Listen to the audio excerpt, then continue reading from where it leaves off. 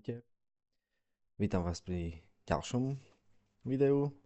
Neprešlo síce ešte ani týždeň, ale máme veľmi zaujímavé výsledky, o ktoré by som sa chcel s vami podeliť. A začali by sme Finaxom. Ako môžete vidieť, hodnota účtu je 19 888 eur, aké krásne čísielko, čo znamená, že hodnota našho zisku je 1888 eur, čo nám činí nejakých 10% a 49 percenta. Keď si to porovnáme s minulým týždňom, tak sme v podstate hore o nejakých 258 eur, čo je úplne krása. A vidno, že trhom sa darí. Pevne verím, že to takto pôjde aj ďalej.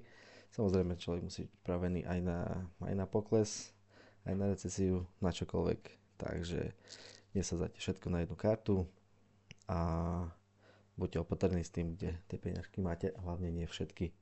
Rozdielte si ich. Napríklad, ako to mám ja, nehovorím, že je to super, že takto by ste to mali robiť, takto to robím ja. A už len ten Finax, už len ten Mintos je taký trošku iný oproti týmto akciám, takže uvidíme, ako sa to bude aj v zlých dobách vlastne vyvíjať a uvidíme, ako sa to vlastne bude medzi sebou porovnávať. Takže tu máme krásny zisk, nevidím v tom nič zlé, samé pozitíva. A takto. Môžeme prejsť do Mintusu, kde vlastne vidíme, že hodnota účtu je 20 887 eur.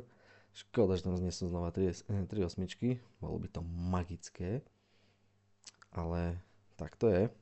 A keď si to porovnáme vlastne s minulým týždňom, tak sme v podstate o nejakých 86 eur v pluse za týždeň, úplne krása. Nevidím v tom žiadny problém. Rozloženie sa nám v podstate nejako nemenilo, niečo nám zarobili dlhopisy. Tu vidíme, že vlastne sa nám má vlastne pripočítať do výnosu. Ešte to stalo, oni to už zaplatili, my to ešte neprehodil. A nehnuteľnosti vlastne nám generujú takto pomaličky takýto zisk každý mesiac z platenia vlastne podnájmu.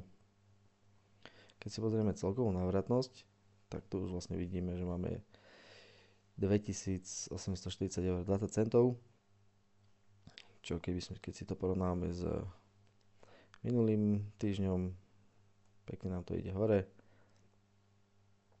No a hodnota zisku pri vlastne k tomuto dnešnému dátumu je vlastne 160 eur, čo som hovoril v minulom videu, že myslím si, že to preskočíme oproti minulého mesiacu. Takže to máme vlastne 160 eur, či vlastne zisk, a pred týždňom sme mali 132, takže to je tiež úplne že krása. Keď prejdeme ku tretiemu, čo je vlastne Revolut, tam ako to už viete, tam to máme vlastne rozdelené na konzervatívny štýl, akcie polovica a dlhopisy o polovica, ale keďže trhu sa darí, takže vlastne aj tomu sa darí. Minulý týždeň sme mali 5197 eur, k dnešnému dňu máme 5268, čo je vlastne skok o nejakých 65, nie, dokonca 70 eur. 70 eur, čo je vlastne super.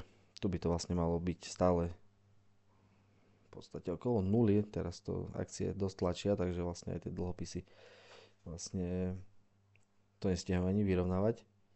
No a to by vlastne bolo všetko, takže celkový víťaz dnešného vlastne porovnania je Finax. Je tam krásnych 1880 eur, čo je vlastne úplne super. Uvidíme na konci týždňa, alebo vlastne mesiaca, že ako sa to vlastne zmení a kde sa to vlastne ustáli. Najlepšie, hej, pri tých akciách sa to najlepšie porovnáva na ročnej báze, lebo takto Dneska sme v pluse 10%, zajtra môžeme byť v minuse 30%. Takže tam je to trošku iné, ale tým pádom aspoň budeme môcť nakúpiť za lacnejšie, keď bude nejaký prepad. No a Mintos si tu v podstate sám pomaličky, ale isto rastie. Dobre teda, ďakujem veľmi pekne, že ste sa dopozerali až sem. Dneska to bolo trošku kratšie video, no ale dúfam, že sa vám to páči. Ak áno, môžete nechať koment, like, odber a prajem vám príjemný zvyšok večera. Zdar.